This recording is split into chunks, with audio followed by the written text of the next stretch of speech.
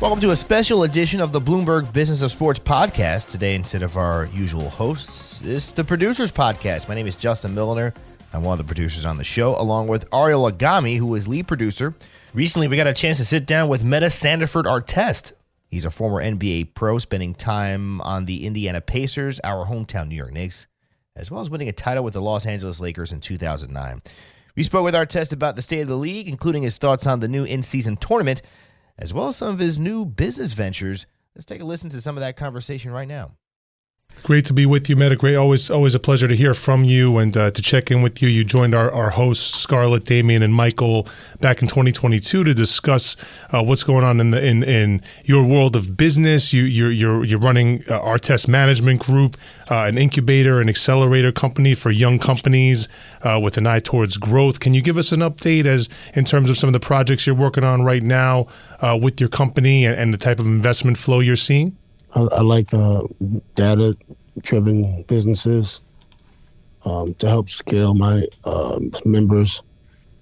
We have about 50-plus members and entities, not only in America, but China, and working on taking the commercial holdings company public. So that's kind of one of our goals. Are there any particular areas of the market that you like to focus on? You had mentioned healthcare previously and real estate. Are those still kind of your main areas, or you're sort of willing to look at any sector if it makes sense for you? It just depends on where we evolve. We don't want to kind of skip. But when you look at when you see like healthcare, that's like a place where athletes typically have some type of expertise in. And maybe not in the books from the perspective of not studying, of studying. Maybe you didn't study it, but in terms of you taking care of your body, healthcare is a great area. Anything that's enterprise tech where athletes can affect outcome success, that's super interesting. The sectors do range, but as we evolve as a firm, it's going to move away from just where athletes affect outcome success as a thesis. The thesis are probably, I'm sure, to change, which is really exciting because we're already seeing other opportunities that relates to our firm and what we're, versus when I launched it, I had to launch with a thesis and I just chose sports kind of focused thesis, but that's going to change probably next couple of years. So, we're going to talk some basketball with you soon, but one thing that jumps out about you to me is that in all areas of your life, including in business, you position yourself as a mental health care advocate and someone who is outspoken about your own struggles, your own battles, and you serve as an inspiration to other people, particularly young people of color. Can you talk to me a little bit about how much being a mental health care advocate, how important that is to you, and how it might play into some of your choices when it comes to business, when it comes to what you're doing in your career post-basketball? Yeah, it's more wellness, because mental health, I think the definition is not even fully developed when you think about it. And then even when I launched that message, I want to thank my psychologist on national television. People didn't even understand what that meant, right? So that's why I like wellness. Using the term wellness, because that just covers everything, and it covers someone trying to get better or improve themselves physically, mentally, spiritually. Mental health is real sharp, and some people are afraid to talk about it, so you got to just mask it differently nowadays. So that's kind of my next initiative that I'll be leaning towards. And Metta, as somebody who deals with a lot of youths, I know you're involved in youth sports, and you were at least last year out in California dealing with it's kind of up and coming players and getting them ready for the spotlight and dealing with these hectic schedules, especially these days with young athletes. They have to be so highly trained and locked in to what they're doing to get to that next level. But we've also seen over the last decade plus the explosion of social media, all these different platforms, all these different really ways you can educate yourself, but you can also be distracted as well. Have you seen a change? It's so much different than from when you were playing. It's grown so much. Have you seen a change from the way that young players and young people more broadly are developing because of social media? And have you seen that have an impact on the mental health of younger people? But, I think the human interaction is kind of taking a hit. Things like tag, freeze tag, when you're young, those things are becoming less non-existent. On the flip side is people will be able to create their own businesses. You don't really need, back in the days, we had 7 basic channels, maybe some news outlets, and who knows what you needed to do to make it. Now you can just do it on your own. That's really solid. So it's like some positives and negatives that's coming with social media. Yeah, Metta, I actually, so one of my side gigs here at Bloomberg is doing the Black Business Beat, where I cover a lot of things, anything impacting the Black community in terms of commerce and culture. And I recently spoke to someone from Bank of America who kind of said what you just said. I was asking her about the impact of social media in terms of people getting educated and whether social media is having a negative effect on people in terms of them getting financial advice that might be bad. Like people follow influencers, maybe the financial advice they're getting isn't good. And she kind of pushed back on that. She said, you know what, that's possible, but for the first time in history, a lot of young people at a young age, and young Black people, young people of color, are starting the conversation of starting a business and how to be an entrepreneur, and starting a conversation about how to manage their money, when in years past there were no conversations about that. So could you speak a little bit about that, about how maybe having these conversations, speaking specifically about business, but also about, as you say, mental wellness, which I like, that the pivot to talking about mental health in terms of wellness as a whole. Talk about how some of these conversations are being had now, when maybe they weren't, that those same conversations weren't happening for young people, even going back 10, 15 years ago. Yeah, it's true. We grew up, when you look at a lot of the issues happening with television superstars, we grew up influenced by television, also your surroundings. But if you don't have like a upbringing parent or a 2-parent household, then you get influenced, and you got a kid that's influenced by TV or things that are that's more negative than positive. When they make it, the money just highlights that. So then you get people developing bad habits based off, a system that they learned here in their own country, and you can get penalized for it also. So you develop these bad habits, and now you're getting penalized because you picked up so many bad habits. So from that perspective, you're not focusing on things like generational wealth planning or family building. And that's the type of program I've been trying to push forward, but I've been getting pushed back myself from, different programming. And, it's the same people that was pushing the programming from day one. Is, mandates is changing or times are changing, but, some of the people are still the same. So I think the education is needed. And I think social media is a start, but I also think traditional media, traditional television needs to also catch up, because when you look at what's happening in America, our kids don't know real estate, with the exception if you have a multi-generational family office.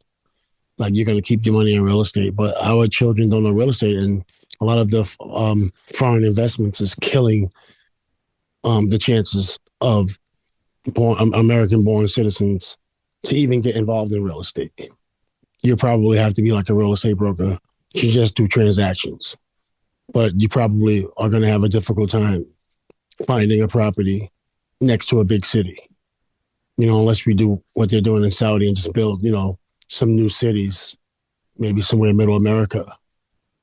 So from that perspective, I like social media because people are learning. Even TikTok, even though it's not an American company, Um, People are learning different things on TikTok. Companies, Daoying out of China owns that company. But that goes to our point again. In America, sometimes we're so busy fighting against each other, and we're just letting people swoop in and take advantage of all the benefits we have here. So from that perspective, the discussions need to be had, and we need to start empowering, especially our, call it second generation Americans, including our Native Americans also. Like, we need to start empowering everybody here on this land, giving them more tools so then they can reap the benefits when we're not here. Because right now it's not looking like that. It's looking like everybody else is going to reap the benefits except, born Americans. So there's things like that I really believe in. That's important. Not only my business has a mission, not only just generating capital, but it definitely has a mission that I hope to live on, from generations to come. So to that point, the first thing I thought about when you're talking about this is NIL in college. You have young people that are making a lot of money way quicker, and a lot of money way quicker than maybe in history. And a lot of these people, I like to say, if you come from an underserved community, you can only dream what you can see. And you have people that are now 17, 18, making boatloads of money that really, because of their background, have no point of view or knowledge of what they can do to handle wealth. What do you think about the influx of NIL in college sports, getting young people a lot of money? What would you do to create a structure and create education for young people that are coming into a lot of money that maybe come from a background where there really isn't any money? Yeah, it's crazy. The college kids is making $2, $3, $4, $5 million. It is nuts. Yeah, that's incredible. And then some people are saying it's too young. These kids is too young, which is okay. It's a good business model. We in America, we love capitalism. But, when you're talking about why would we pay a young kid? Well, all right, if you don't want to pay him, pay the family. If you want to divide it up amongst the family, then divide it up. But you don't want to just give somebody else's money that they earn through their likeness, skill set, and give it to somebody else. Like, yeah, we have the structure, the foundation, the platform, could be a company or institution or basketball league or sports league, but it's a partnership. The actual person performing is the most important piece. And then the people before us who created the platform is also important, because you got to have some type of structure to keep things going, right, for the people behind us. So yeah, great structures out there, but I think NIL is great.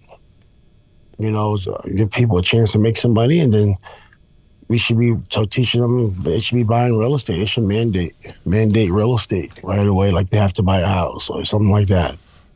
I see a lot of jewelry being bought sometimes, just like we did, but that's just, putting money from your that you earn and just giving it back, to other companies and other institutions and other structures versus saving it for your family. And these are things that we should be talking about to the kids. And Metta, obviously NIL wasn't around when in your playing days, but as you've moved on from the league, you've branched out in your investments, including a recent one this past year with an organization called Sparket, a B2B sports betting startup that was launched in conjunction with Red Rock Resorts, I should say, publicly traded on the NASDAQ, ticker RRR.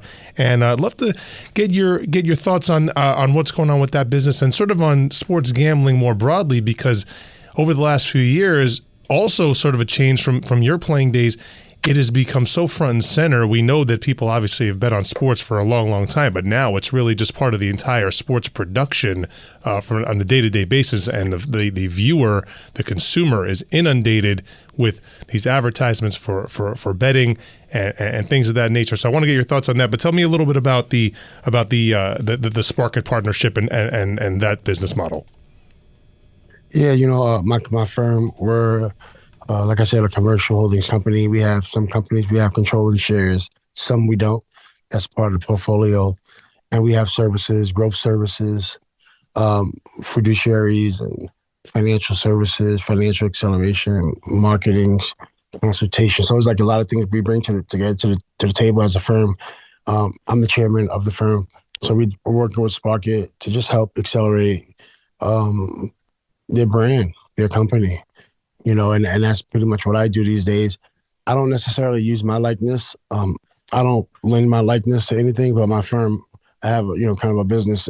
Sometimes it's hard for people to think about that concept when they come to me and say, hey, Metta, we want you to, want to partner with you, maybe give you equity and use your likeness. And I'm like, I don't really do that these days, respectfully. I have a real firm that has services, so, and we see companies like Sparkit or in the betting space, and we like it, right? There's an appetite for it.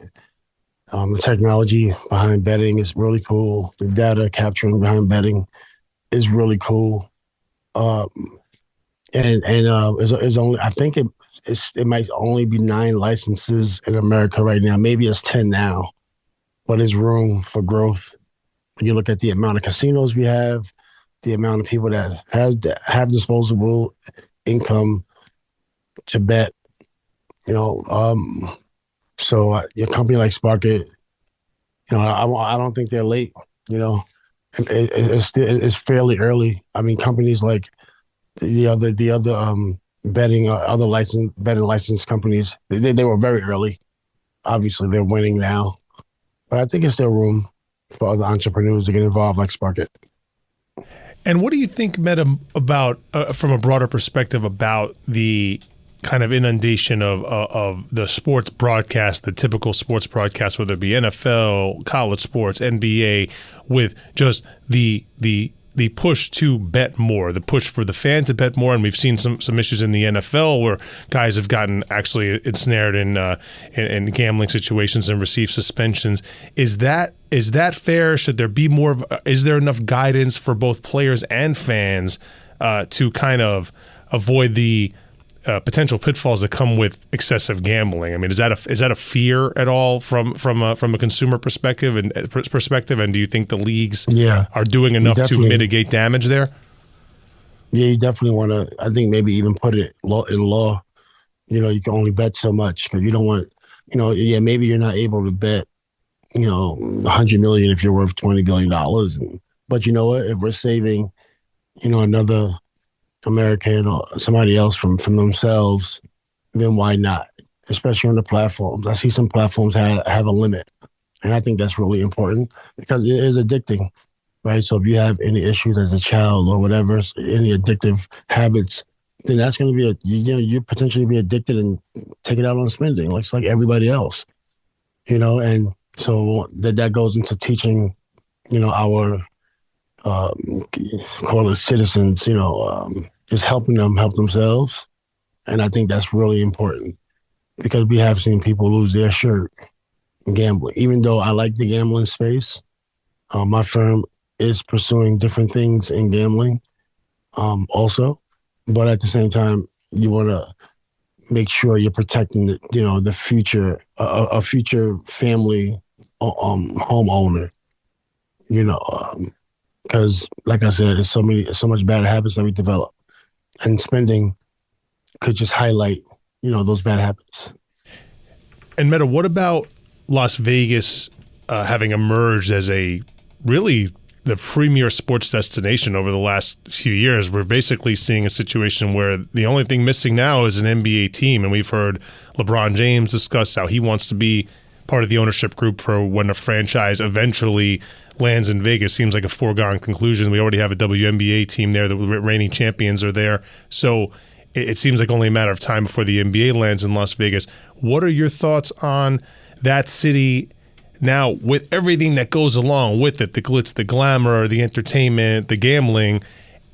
How about that as the premier sports destination in America? Does that make sense to you? Does that feel right to you? Or are you okay with that? Yeah, I think Vegas is great. It's not expensive to live. Taxes are great. It's definitely a sports hub right now. Now you got new streaming, betting within the streaming platforms, all types of incredible stuff. And don't forget the Sphere, Metta. Don't forget that James Dolan built structure out there that looks insane, that everybody wants to check out. It looks like an amazing experience there. I think the Summer League, I believe, is going to be there in 2024, if I'm not mistaken. I think it's great. I mean, the Cup is awesome. You can bet on it. I heard they generate a lot of revenue. It's fun for the players. I wish I had it, to play for something in the middle of the season, the beginning of the season, actually. It just makes the game way more fun. I didn't get it at first. I mean, I actually did get it because I do a lot of different things creatively with sports. So I kind of understood it. I didn't think the NBA would do something like that. That just goes to show you that they got something even bigger up their sleeve, because this is just a start, and they're going to accelerate whatever they got going. But I thought it was incredible. And I like how it looks different too. That's really cool. That's Metta Sandiford-Artest in a special conversation with some of the Bloomberg Business of Sports producers, Ariel, Agami, and me, Justin Milliner. We appreciate you listening. Make sure to subscribe so you never miss a new episode. You can do that on Apple, Spotify, or anywhere else you get your podcasts. For Ariel, Agami, I'm Justin Milliner. Your regular hosts, Michael Barr, Scarlet, and Damian Sassower, will be back this week with an all-new episode. Thanks for listening to the Bloomberg Business of Sports from Bloomberg Radio.